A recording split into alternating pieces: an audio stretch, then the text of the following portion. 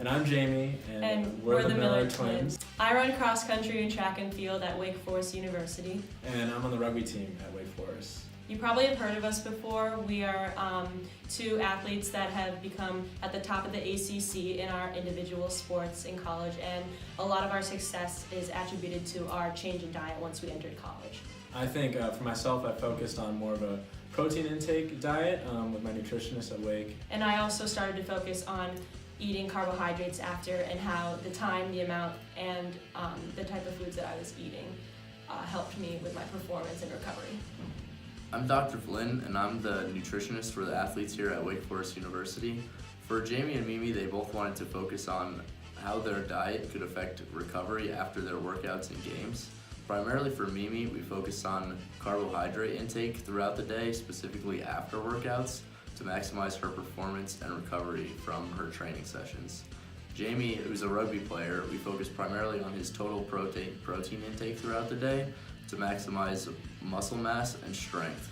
Now we're going to talk about carbohydrates. It's important to understand for endurance athletes why carbohydrate consumption should be prioritized over fat consumption, since both lipids and carbohydrates are used as energy sources. Lipids in the form of plasma fatty acids, plasma triglycerides, and intramuscular triglycerides are utilized by the body for energy, while carbohydrates in the form of glycogen in the liver and muscles are also utilized. When we increase the intensity of exercise, the use of plasma triglycerides and fatty acids are not utilized by the body as efficiently. Entry of plasma triglycerides found in lipoproteins into muscles is due to catalytic activity of an enzyme known as lipoprotein lipase. This process is slow and can't catalyze reactions fast enough to meet a small portion of energy that is needed for strenuous exercise. Plasma fatty acids are also limited as a source of energy during intense exercise because blood flow becomes insufficient and fatty acids from adipose tissue cannot attach to blood protein albumin. They essentially get stuck in adipose cells and cannot be used. For activities where around 25% of the VO2 max is reached, fast stores from plasma fatty acids and triglycerides can't be used. When activity reaches a VO2 max of around 85%, glucose will be the main source of energy utilized by the body. At high intensities, glucose oxidation provides 2/3 or more of the needed energy, with the small remaining energy stemming from plasma fatty acids and intramuscular triglycerides. With 2 to 3 hours of continual exercise at 60 to 80% of VO2 max, muscle glycogen depletes. After going through my recovery diet with Dr. Flynn, the things that I prioritize are the fact that the first hour of post-exercise, the body's insulin sensitivity, muscle cell membrane permeability, gut glucose release, and hepatic glucose output are increased. Thus, the highest rate of glycogen restoration in muscle cells is in the first hour. It's important to always get a small snack with some source of carbohydrates in it right after I exercise. This is especially important for short recovery periods of 48 hours. The consumption of carbohydrates immediately after the exercise is important for these short recovery periods to recover glycogen storages in the muscles quickly. For longer periods like 24 hours in between exercise bouts, the total amount of carbohydrates consumed is much more important. The RDA of carbohydrate consumption is 10 grams per kilogram of body mass a day, but it's found that for endurance athletes, with around 2 hours of hard training a day, you need around 12 grams per kilogram of body mass per day. It's also important to know that in 24-hour recovery periods, restoration of muscle glycogen is the same whether the food is eaten in larger meals or smaller meals. It's up to the athlete's choice. I prefer larger meals personally, but that's up to whoever the individual is. Liquid and solid forms of carbohydrates also make little difference. High glycemic index foods are better than low glycemic index foods at restoration of muscle glycogen because they create a higher insulin response. This is important for carbohydrate consumption eaten when insulin sensitivity after workout has gone to the normal level, such as a 24-hour period. Glucose and sucrose produce higher rates of muscle glycogen recovery than fructose because the rate of conversion of fructose to glucose is very slow in the liver. Fructose is considered a low glycemic index food. Protein consumption with carbohydrates in the first 4 hours of post-recovery diet was proven to be 2 times better at increasing glycogen storage in the muscle compared to carbohydrates eaten alone. A study done by Blom in 1987 revealed that subjects who ate 50 grams of carbohydrates every 2 hours after an exercise bout for a 6-hour period increased their glycogen synthesis rate in their muscle cells 5 to 6%, while those who ate 25 grams every 2 hours only increased their glycogen synthesis rate by 2%. Not much increase was found when athletes ate 100 grams, 112 grams, and 225 grams every 2 hours, thus revealing that 50 grams is an optimal amount.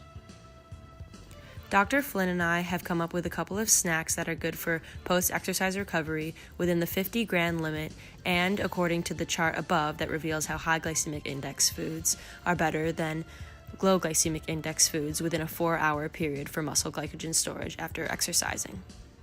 These snacks will include cornflakes and milk, which have around 36 grams of carbohydrates, rice cake and peanut butter, which have 44 grams, bagels, which have 48 grams, honey water, which has 17 grams, and then also some way to add fruit, even though the low glycemic index foods are grapes, watermelon, and bananas, which have 17 to 16 grams of carbohydrates each. And now we're going to talk about protein. Leucine stimulates protein synthesis via mTOR-dependent and independent pathways.